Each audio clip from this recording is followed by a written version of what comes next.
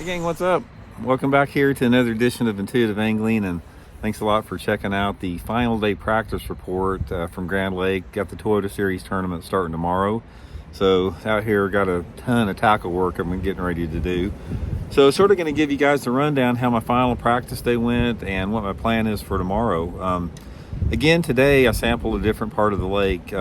It was a short day today. I took Elijah with me because they're out of school for spring break, and Kim had to work, so had him in the boat with me. So it wasn't like hard charging like I normally would be, but went to a different part of the lake again. And one of the things that I have noticed here, this tournament, there must be, I don't know how many boats in. It's like I have not been anywhere on the lake except one place where it wasn't wall-to-wall boats. There's literally boats from one end to the other. This tournament's got to be close to full, or co-anglers practicing, because there's a lot of fishing pressure on there. So I went down to one of the major creeks on the lake, sort of more on the lower end today, and it was the same deal, guys. It's like every point's got a boat on it. You go back in a cove and there's boats working between the docks. There's a boat in every single back end. It's just lots and lots of fishing pressure in there. So I pretty much stayed in this one creek today because I knew this creek had a lot of fish in there, and I'd caught a lot of fish in there before, and I just sort of wanted to get a vibe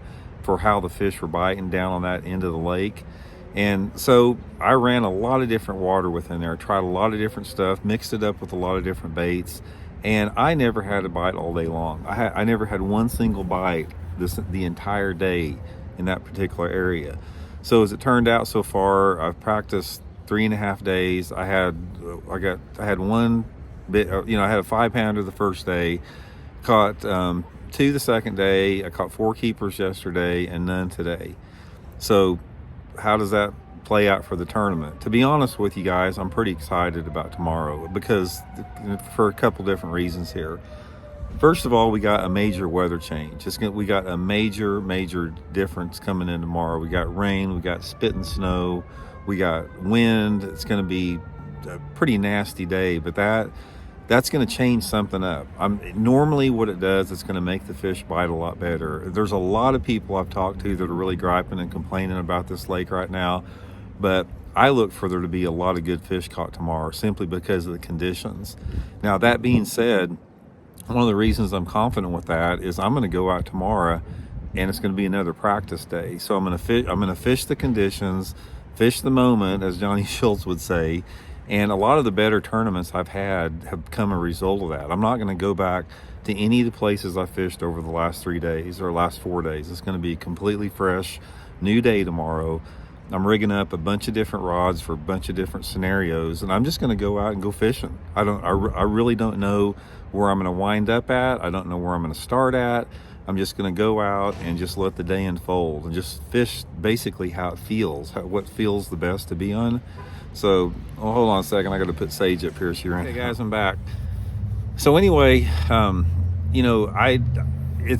really looking forward to getting out there tomorrow. I mean, it's like a lot of the better tournaments I've had have been exactly like this, where you don't know really what you want to do. You're just fishing fresh. You're fishing by your instincts, by your intuition. And one of the things that sort of an advantage I have here is I know the lake pretty well, so I know where I can take advantage of the weather we have tomorrow, as far as how banks are positioned, how structures located, how water clarity's set up.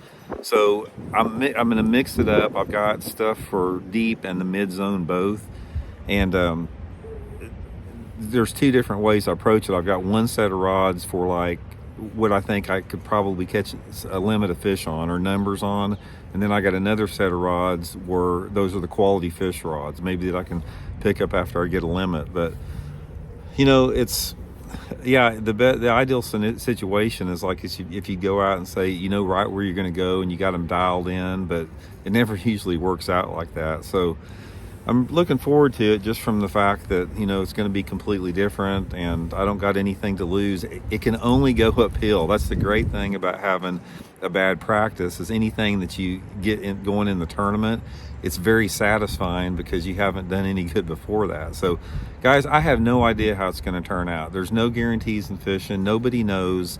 I could not get a bite all day tomorrow, or I could catch 25 pounds or anything in between. I could catch 1, 0, 2, 25 pounds. I got no idea how it's going to go tomorrow, but I'll let you guys know. Like I said, at the end of the tournament here, we'll break down the whole tournament, and you can learn from what I did right. If anything, you can learn from what I did wrong.